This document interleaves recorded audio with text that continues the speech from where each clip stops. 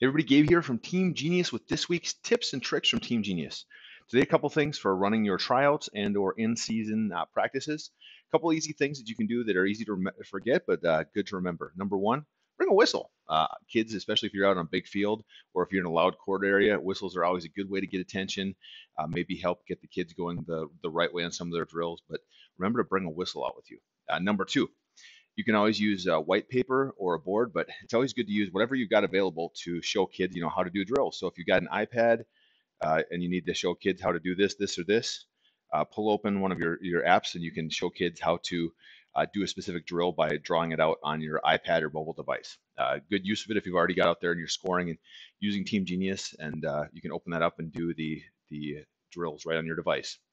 And number three, tips and tricks from me is to do plyometrics.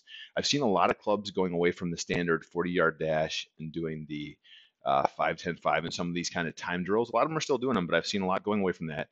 My favorites are going to be things like bear crawling or crab crawling, where you actually get down on your hands and knees and crawl forward, or you're back on hands and knees and you're crawling backwards. Or simple plyometrics where you're going to do a box jump of, say, a foot and a half, 2 feet, do those for repetitions, for timing, for height, see how the kids are doing with those.